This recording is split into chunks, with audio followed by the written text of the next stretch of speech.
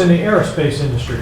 His work has appeared in the Journal of Military History, Georgetown University, the Washington Post, Strategy Bridge, and the National Interest. And today he's here to talk to us about civil and military relations. Dr. Beckstrand? Yes, good afternoon, everybody. Thanks for having me. Apologies for not being there in person with you. That was my intention until about 2 days ago. As was mentioned, I unfortunately had conflict come up with my personal job and couldn't make it out there. I do want to thank Chris, as well as the University of Tennessee and the Baker School team for setting this up quickly as well. The last 24 hours for me to be able to zoom in, so thank you very much as well for that. I'm glad it's working out so far. Knock on wood, for the next 30 minutes it will continue to be non-disruptive.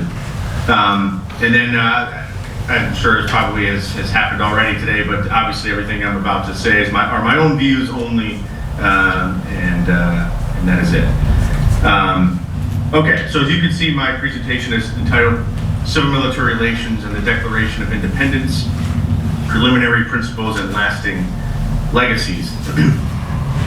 On June 16, 1775, George Washington stood before the Second Continental Congress, then meeting in Philadelphia. The day prior, the men in that very room had unanimously appointed Colonel Washington to be General and Commander-in-Chief of the very group of forces then outside of Boston to be known as the Continental Army. The honored officer rose to address the assembled Congress and spoke his words of acceptance. Though I am truly sensible to the high honor done me in this appointment, yet I feel great distress that my abilities and military experience may not be equal to the extensive and important trust. Notably, Washington continued, however, as the Congress desire, I will enter upon the momentous duty and exert every power I possess in their service and for the support of the glorious cause.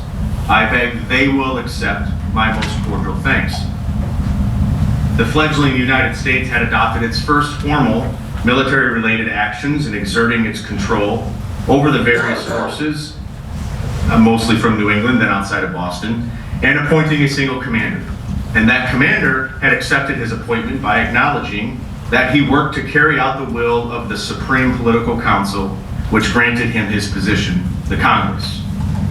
Of course, a little over a year later, the same institution would take another extraordinary step with the adoption of the Declaration of Independence, the subject of the meeting here today.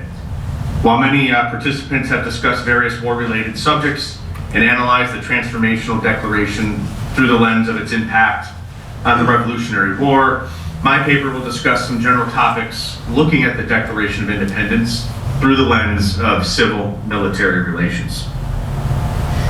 That murky term has been ever present in American politics over the better part of the last decade, and was important to the members of Congress in 1776, even if known by a different lexicon. By way of definition, civil-military relations are generally put into two categories. First, they encompass the relationships between military commanders and political leaders. And second, they comprise the military's proper position or role vis-a-vis greater civilian society. As will be seen, both interpretations of civil-military relations were on display in the Revolutionary period and in drafting the Declaration of Independence. Most military history scholars ascribe the foundations of American civil-military relations as written in the Constitution. This interpretation is not unwarranted. The Constitution is layered with many attributes important for military leaders, political leaders, and greater society. These include the Senate's role in confirming high-ranking military officers and cabinet secretaries, congressional oversight functions, annual budgetary requirements for military funding, or the inscription of the president as commander-in-chief. My paper takes another approach and identifies the Declaration of Independence as another crucial document which had lasting significance for how the United States conducted the war for independence, how the young nation established its original civil military principles, and how those legacies of civil-military relations continue to modern times. So there are two themes that were present in the Declaration that help with the establishment of civil-military policy. Overarching the beginning and the end of the text is the seemingly obvious, yet commanding statement that the states together have the power to make war. Of course, it was implicit in the act of separation announced at the end of the opening paragraph of the document, which itself was treasonous and which necessitated a military response from the British Crown and created a de facto war. The drafters of the Declaration implicitly state this power as well in the final paragraph, appropriately bookending the rest of the document when they write that, as free and independent states, they have full power to levy war and conclude peace. What makes the statement about the power to make war even more interesting is that the Continental Congress and the Articles of Confederation Congress, which came shortly after this moment, granted little additional authorities to itself. The Congress was less a governing body and more a deliberative body for states as equal partners to discuss issues of some similar concern amongst themselves. Therefore, the fact that determining whether to make war was a power granted to the Congress sets up the new country for embracing a certain level of acceptance that conflict was a part of the human experience. Those United States were not going to be any group of doves. Another note about war, so early in the existence of the country, is that clearly there was a general understanding by the majority of those present in Congress in mid-1776 that the use of force was, in some cases, legitimate and necessary. In the Declaration, the drafters make a point to chastise the king for failing to adequately provide defense for the colonies from the various threats faced during the colonial period, frontier security, foreign harassment or invasion by other powerful empires, and internal uprisings and revolts. They complained that the states were thus exposed to all the dangers of invasion from without and convulsions within. They lamented that the king had proclaimed the colonies out of his protection. In other words, one of the primary grievances by Congress was the lack of providing proper defenses while they were subjects of the British Crown.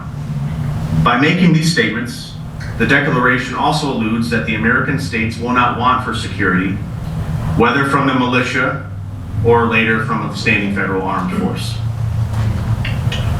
The second civil-military relations theme present in the Declaration of Independence regards how the military would be managed and employed. This was established right away by Congress's decree and by General Washington's example. That is the precedent and policy of civilian control over the military. The order from the Continental Congress in June 1775, appointing Washington as General and Commander-in-Chief, made it clear that he served at the pleasure of that body. He was to obey all orders from the Congress or any future body established to oversee the war effort. This would come later in the form of the Board of War and Ordnance, known as the Board of War. Throughout the conflict, the Continental Army commander took immense pains to keep Congress duly informed and notified of his actions. He went to great lengths also in keeping them abreast of his complaints and pleading for more resources, supplies, or money. A year after Washington's appointment, the Congress made clearer their thoughts on civilian control when they used it as part of the reasoning for separation from the British Crown. In the document, the framers pointed out what they saw as unregulated or ungoverned British troops who were not responsible to any colonial civilian leadership. He has kept among us, they wrote, in times of peace, standing armies without the consent of our legislatures. They continued that the king had rendered the military independent of and superior to civil power. Throughout the war, while General Washington had great autonomy and the trust of continental leaders to make decisions and lead as he saw fit, it was also crucial that he ultimately be subservient, or was subservient, to the will of the political leaders in Congress. Also noteworthy was how the Declaration of Independence called attention to the excesses of British militarism in North America. For example, the drafters of the Declaration referred to the King's policy of ordering large bodies of troops amongst the colonial citizens. They also chastised the Crown for protecting British soldiers who committed crimes, murdered colonists, or were guilty of other grievances against their colonial subjects. While not stated outright, the difficulties of obtaining funding to conduct the war and to pay soldiers hinted at another area of the founders' hesitation toward a large military apparatus or significant military initiatives. Throughout the duration of the war, Congress and the states were at odds as to who should raise the requisite funds to pay for the war and a large portion of the salaries and pensions of the soldiers. The Commander-in-Chief struggled with the issue of morale and reenlistments that ravaged the Continental Army, with unrealized pay and pensions being a major contributor to this dilemma. Things came to a head at the end of the war in 1783, when the Continental Army officers encamped then in Newburgh, New York, threatened to march on Philadelphia, or worse if they did not receive a portion of their promised payment. The Newburgh conspiracy episode added to the already existing wariness of the founders, many of the founders, toward military power and militarism they identified in the Declaration of Independence. Thus, whether establishing civilian control over the military, recognizing British abuses of military power, or limiting the inherent power of the military, even during a time of war, the Declaration of Independence established the foundation of civil-military relations policies for the young nation. What lasting legacies did the country look to upon its founding then? And what do they mean for us today as we approach 250 years since the signing of the Declaration of Independence?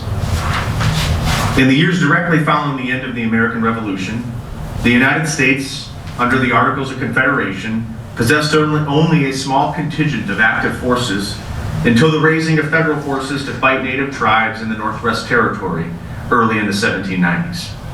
The militia system and a belief in republicanism were the primary means of defense in the early years.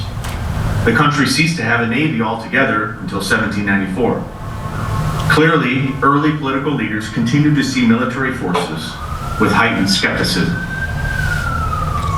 The main connection to the Revolutionary period is seen in the Constitution itself. Civilian control over the military was a prime component of the founding document. Article 2, Section 2 appointed the President as Commander-in-Chief and gave them the power to appoint officers in the services. Article 1 provided Congress the power of oversight of the military and consent of presidential appointees.